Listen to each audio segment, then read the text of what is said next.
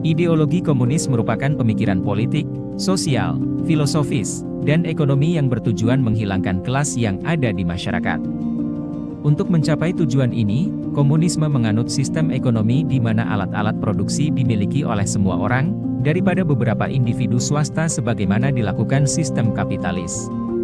Negara yang menganut ideologi komunis, memiliki sistem politik dengan kekuasaan pemerintahan yang mutlak. Secara teori, pengaturan ini harus memungkinkan distribusi kekayaan dan sumber daya yang lebih merata. Pemerintah mesti memastikan setiap orang mendapat bagian yang sama. Dalam praktiknya, keseimbangan seperti itu terbukti lebih sulit diterapkan. Di Indonesia sendiri, paham komunisme merupakan paham terlarang. Aturan tersebut tercantum dalam Undang-Undang Republik Indonesia Nomor 27 Tahun 1999. Berikut 5 negara penganut komunisme dan masih eksis hingga sekarang. Cina. Cina merupakan negara komunis terbesar di dunia. Resmi menjadi negara komunis setelah peristiwa revolusi komunis Cina pada tahun 1946 yang dipimpin oleh Mao Zedong. Cina memiliki satu partai komunis yakni Partai Komunis Cina, CPC, yang mengatur keseluruhan Republik Rakyat Cina. Cina memproklamirkan diri sebagai negara komunis oleh Mao Zedong pada tahun 1949. Pemilu di Cina diadakan secara terbuka di seluruh negeri, namun CPC memiliki kendali atas semua penunjukan politik di Cina. Saat ini Cina sudah membuka diri dengan negara lain di seluruh dunia.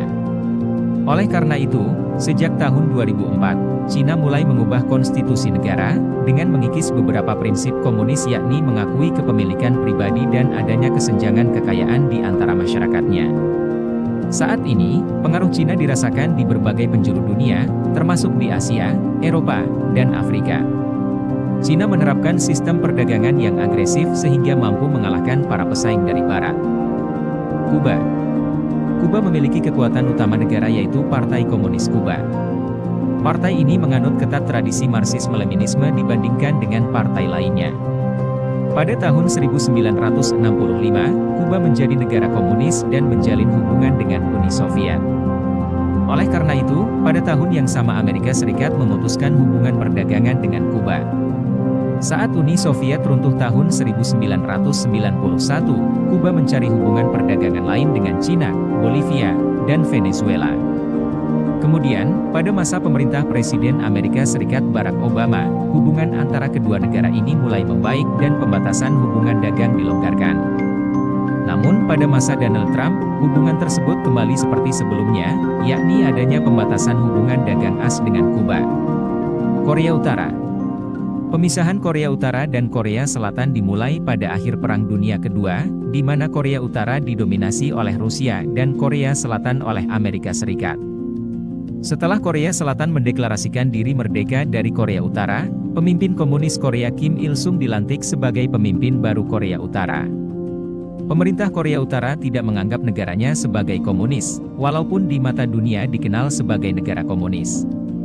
Hal ini karena setelah Uni Soviet runtuh, Korea Utara melakukan revisi pada konstitusinya dan menghapus referensi Marxisme-Leninisme.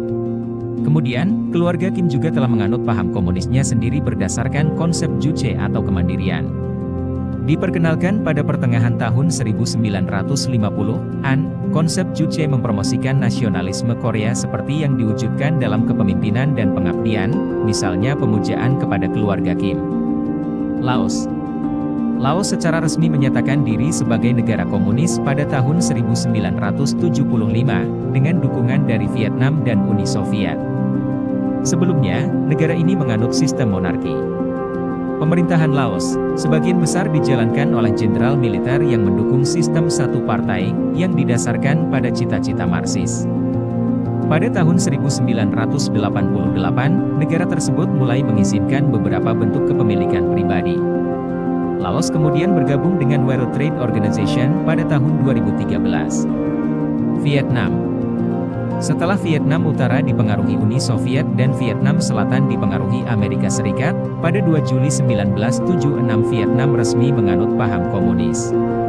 Pada 1986, Vietnam memperkenalkan kebijakan yang dikenal sebagai Doi Moi. Dengan kebijakan ini mengubah sistem ekonomi negara, yakni dengan membuka pintu bisnis bagi investor asing, mengikuti langkah negara-negara komunis lainnya. Vietnam punya sejarah luar biasa dengan membecundangi negeri adidaya, Amerika Serikat dalam perang yang bergolak pada 1 November 1955 hingga 30 April 1975. Berbekal peralatan tempur canggih dan prajurit terlatih, pasukan negeri Paman Sam harus angkat kaki setelah frustrasi menghadapi taktik perang gerilya para pejuang Vietnam berjuluk Viet Cong.